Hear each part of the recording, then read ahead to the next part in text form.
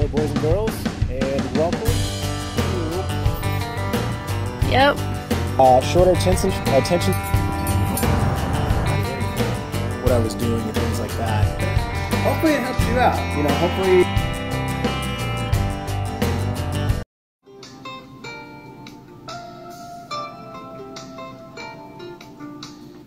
Welcome back everybody to another exciting episode of Storytime with Uncle Mason.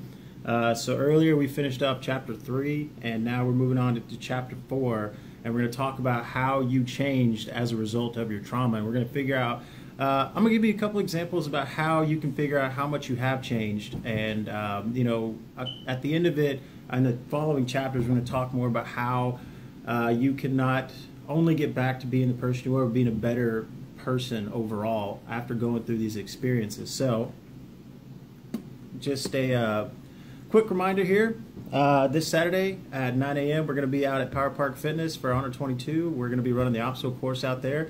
It is $20 for a day pass. If you're military, veteran, or student, that's $4 off, so it's only 16 bucks. It's not bad.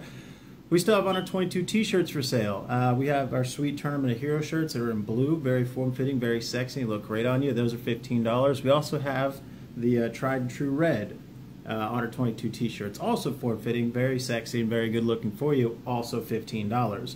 Okay, so I'm going to give you a quick overview of chapter 4, and then later on today we're going to go, we're going to dive into that. And if you're keeping track at home, this chapter is basically one big homework assignment. Now, you don't have to do it all in one sitting. You can do it, however long it takes you to complete this task. But the important part here is to answer the questions I'm going to ask you as openly and honestly as you can. And so if it takes you time to do so, don't worry about it. That's completely understandable. So before I get started, the book opens up with just a quick reminder of avoidance symptoms. Now, avoidance symptoms are things like numbness, not thinking about what happened, putting it out of your mind, stuffing it, or turning it off with alcohol and drugs. And as we know, avoiding things is bad, okay? So to find out how you have changed, you have to trace the events back to before your events. You have to think about your life before this trauma happened. I know that can be a little bit difficult, but you have to think about, the good and bad, everything that's happened to your life before this traumatic event, because that's everything that shaped you up to that point.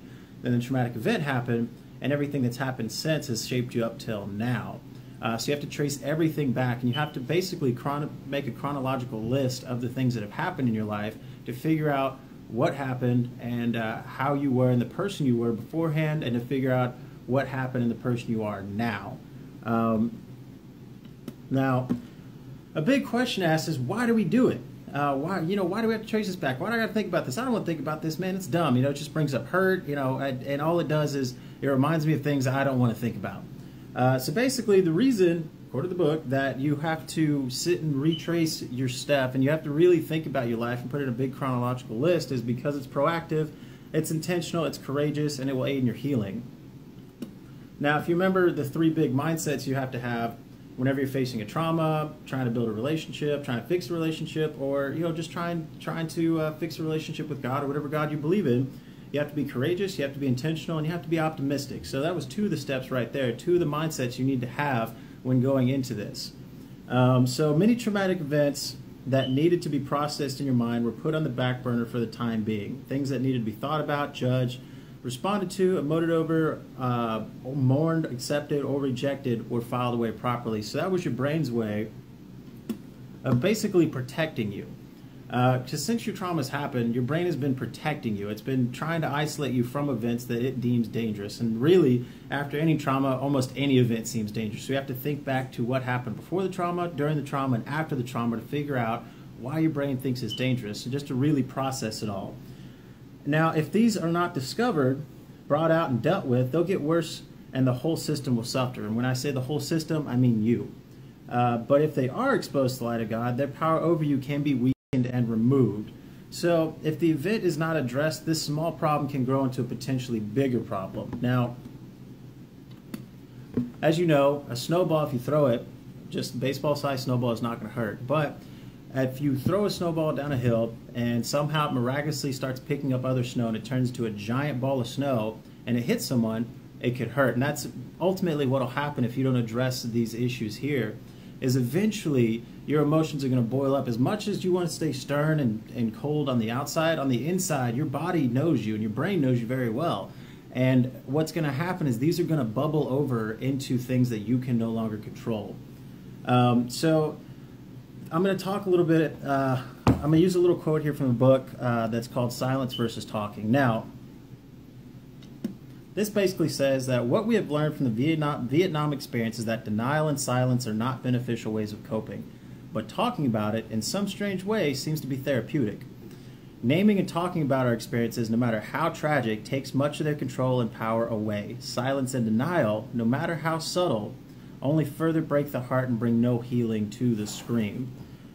So basically, that's just reiterating what I've already talked about. If you don't talk about it, it's going to boil over into something you can't control. Now, this book, of course, is Christ-centered, but really, whatever religion you believe in, I think this is a part of it here. That basically says that God has written your story. You are a story. You are a piece of God's creative writing. God wasn't the author of the evil, but as he wrote your life and saw the waves of evil that would hit you, he factored it all in ahead of time. He knew how he was going to keep you alive. He planned how he was going to restore you, and he's eager to see you walking in strength and confidence again. He won't erase the pain, but he'll incorporate it into your body, soul, and spirit and make you more like Jesus Christ than ever before. So basically, what this book is saying is that God not only knew that this pain was going to come, but he knew that depending on how you overcame it, you were going to become a better person for it. It's kind of like cracking eggs to make an omelet. You know, sometimes you have to go through something terrible and tragic to become a better person. Now, as we all know, bad things happen to good people. It sucks. It's a part of life. But it's what you do with that matters. You know, you can't change what happened. If it took 5 seconds, it took 20 years. You cannot change what happened. All you can do is better yourself from here and become a more complete person as a result of what happened. So, the writing assignments that I'm going to go to later in the day and, you know, maybe in the next couple of days, there's going to be a warm-up assignment. We're just going to ask some simple questions, not going to be too big of a deal. Then we're going to talk about your life before the trauma. We're going to talk about what happened during your trauma, the things that still affect you to this day, and then your life since the trauma. Now, the reason, again, you want to write all these down is so you have a chronological list of your life up to this point. Everything that's happened, good, bad, or otherwise, that you want to sit down and think about. Then we're going to talk about why we write, and why writing with a friend could be beneficial.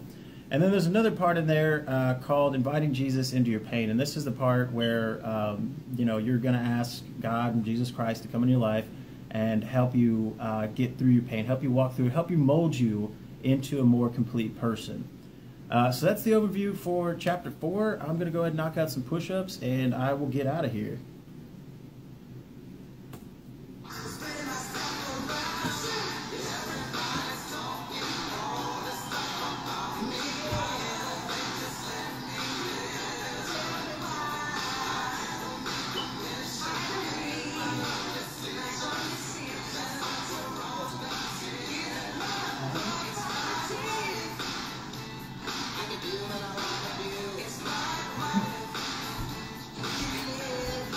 Alrighty, folks, so that's the overview there. I'm going in more detail later on in the day. In the meantime, you guys continue to have a great Wednesday, and I will see you later.